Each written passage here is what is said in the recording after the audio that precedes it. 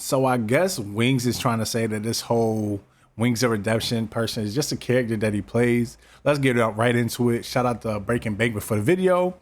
Let's see what's up with it. Because like you could I did that character so many years on PK. It was different. I am so different from like the Wings of Redemption character. Oh, this is gonna be good. This is gonna be good.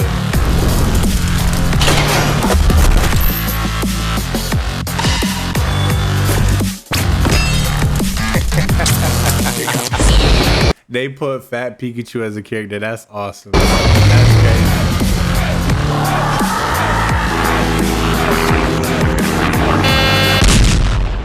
Say my name. Breaking Banquet. You're goddamn right. How do I cope with chronic stress? But like at this point in my life, I'm so used to dealing with like stuff that would freak people out that it's almost second nature. Like I was looking at PK reacting to my fight, and they came and like they said like he's not worried at all, he's not stressed out, which I was concerned that I was about to come in here and lose this fight and get embarrassed by a 50-year-old man. 100% that was what was happening. But when I turn into Wings of Redemption, I'm Wings of Redemption. Like I'm cocky, I'm arrogant, charismatic. Charismatic is crazy. Shout out to Fat Pikachu in the back.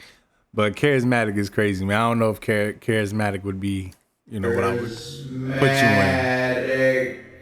Going forward, like that's, it's a different character. And like people say, oh no, that's just you. Like it is me to an extent, right?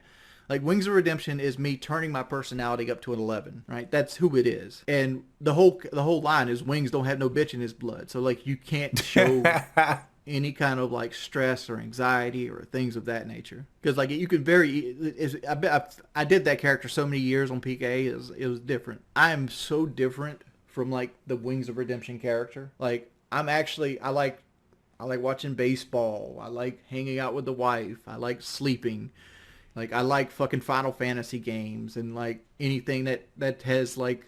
Come on, man. There's no way in hell that you did this whole thing for years on end, and now you're just now saying this is your out.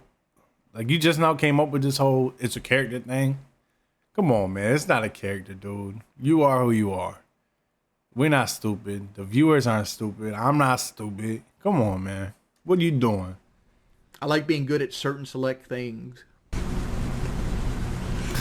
Whereas like, if you listen to the Wings of Redemption character, like I eat Wendy's chili, drive 90 miles an hour and shit like that. Which I thought that would be something I was going to do with the PKA thing. Like I was going to do the PKA in person. And that was one of my ideas, which I'm giving this idea away right now, was like coming into the PK in person, like I stood them up. That it was my idea and I didn't show up, and they were going to do a skit where they were sitting there mad and like starting the stream, and then I'd pull up in my fucking truck driving like 70 miles an hour, taking a turn and like and like slide in. It's basically an image, trying to create this new thing is a Michael Bay movie. What the hell is who talking about? But the fact is, outside looking in, people will take that and they'll be like, Wings almost didn't show up to something he wanted, It's always about how you can take things out of context. How to deal with high stress. Okay, I can give you some advice on dealing with it, because, I get stressed out too. Nathan, big ups for the Wings going through the fight with the winning. It was awesome, and I love to see our pack. Too bad Kyle's dropping the ball. I tried to take as much away from it as possible. Like, I even agreed to go to Kyle. Like, I'll drive 6 or 7 hours to go do the PK thing. Whatever. I ain't making no money off of it. We had a sponsor lined up, and I was working with, like,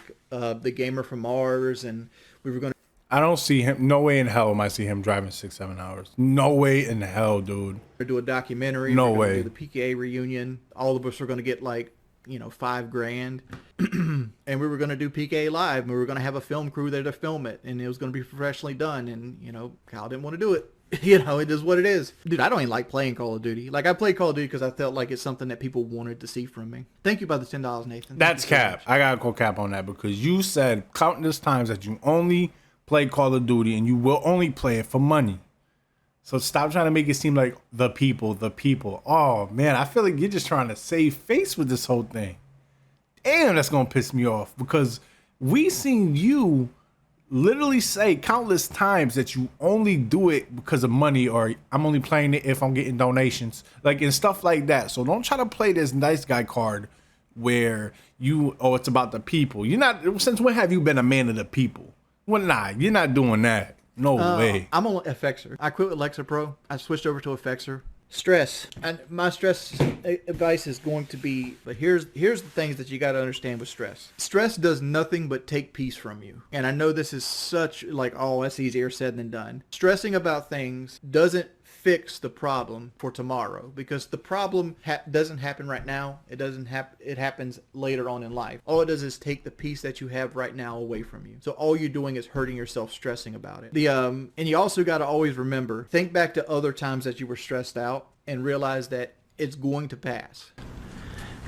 It's going to move on. People are going to forget about it. Time heals all. You also can use stress as a positive in your life, right? But John McEnroe, he was a tennis player. He'd always get mad at himself. And he said something that I've kind of like resonated with me my whole life, was that stress is important, because without stress, you don't ever see the need to ever better yourself, right? Unless you're afraid of the person that you're about to face, whether it be tennis, baseball, boxing, Call of Duty.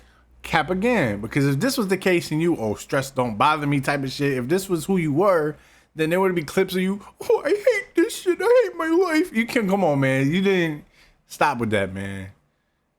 What you're saying, in a way, I guess kind of makes sense, but dude, coming from you, nah, man, there's so many compilations. I know, I've watched them, we've watched them. Whatever it might be. You're not this Gandhi dude. That stress, that fear, you have to harness it to become better. And like, that's something I heard him talk about, and like, it's always kind of stuck with me. How do you cure a gambling addiction? My addictions are procrastination. You better, whatever you do, don't ask GSP. This dude's still dealing with his gambling addiction. Fried chicken. So I like, to me, I always stay away from gambling. Sorry for pausing too much. Thought about watching some more DSP, to be honest with you. Just give Wings a little break, you know what I mean? Thought about watching some DSP. So if you're interested in some DSP, let me know.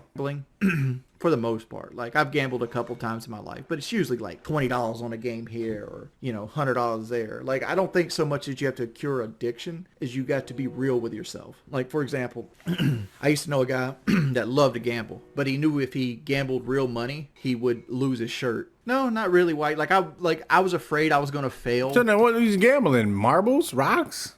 Like, the whole, like, I was pulling so many viewers, and I'm like, if I get myself to believe that this is the new norm, I will set myself up for failure. So like, I came in today and I pulled like I think the highest views we got this stream was, I don't know, maybe, I don't think we hit 300 at all at any point to the stream, like 290. So it's easier to accept it if I'll do it. And that's something that my wife hates, right? That I'm always thinking about the worst. And my whole line of thinking is like, if you prepare yourself for the worst, anything else that happens is good. Right? Always prepare yourself for the worst outcome possible. That's such a bad way to view life. Because you just viewing life and going every day with this gray cloud over you. That's a terrible, terrible, terrible suggestion. It really is. Why are you telling people to think? Because then you start thinking that life just sucks and life is bad. You know what I mean? Come on. Every time I would come on the stream, I would prepare myself for getting less than 300 viewers, never touching the donation goal, and things like that. So like, it kind of like curtailed like my thing. You like, every now and then you let it slip, Yeah, you never have expectations, you never have letdown. Calbon, if I thought that upgrading my PlayStation account was worth it, I would have done it. I looked at the game library and I didn't want to play any of that. Is it? Honestly, like, I'm at the point in my life where the game library is kind of soft. Sony, you got to do better. Seriously. I'm paying for the whatever, it goes standard or whatever, and then like essential. Oh wait, maybe it's, I don't know. But Sony, do better with your PlayStation library, man.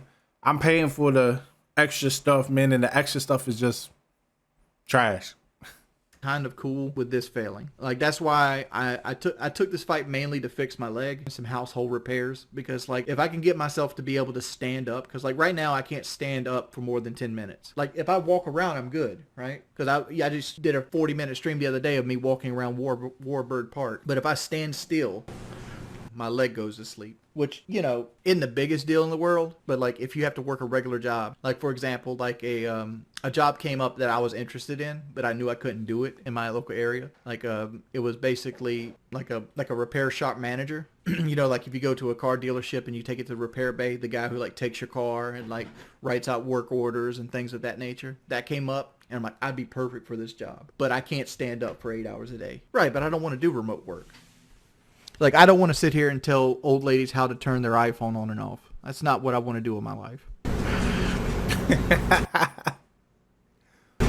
The fat Pikachu is crazy. Yeah, there's a chance I do get back in the ring, but I just want people to I want people to understand He ain't getting back in the ring. He ain't getting back in the ring. Man, you fought Boogie, and Boogie was just a punching bag. chance I might not box again. I'm not, like, it all depends. And if I box again and I know it's a guy that's going to beat my ass, like Low Tier God or something, I'm going to need to get paid. It ain't going to be no 10 grand. Like, I'm going to need to get real money to get paid. Like, I'm okay What's up, Wings? To set up the boxing match. I got you. Nah, I just somebody joking. You don't fighting want somebody can boxing. fight back. But, like, fighting somebody, like, I don't know, like Harley would beat me up badly. Low Tier God would beat me up badly. No, it ain't got to be 100K. Like, but I think the ass cutting starts at like 50K, to be realistic. Dude, I would beat Finster's ass. I don't like to call people out because, like, there's a good number of people I think I could probably beat up. But at the same time, it's like, I know beating somebody up means nothing in real life. At no point in life does being able to beat somebody up actually benefit you unless you're a professional fighter, right? I can agree with that. I can agree with that. I'm one of, violence ain't never really the answer thing. Like, even if you are mad at somebody, you and somebody got a personal issue going on, y'all fight, boom, boom, boom. And then what? That don't settle anything. You know what I mean? So I can kind of. Eddie always told me this, that you should never fight unless you absolutely have to, because no matter how good a fighter you are, there's always somebody with a pocket knife. And I live in it, and that's the world we live in America. There's always somebody that has a weapon on them. And no matter how good you are at the fisticuffs, it don't take much to get hit with a knife. Yeah, because like even where Kelly, did the knife come from? It was the worst analogy ever. I had a little bit of hands. Like, I've won every fight I've ever been in, but like I only like in real life, like not a boxing event. The only way to get me to fight is fight or flight instinct kicks in. Right? Like every other fight I've ever got in other than Boogie has been like somebody pushed me to the point where I feel like I had to defend myself. Alright, y'all, that's the video. If you like the video, like and subscribe. Let's get your boy Dougie up to 1,000. Let's do some. You know what I mean? You guys have a good one until next time. Peace out.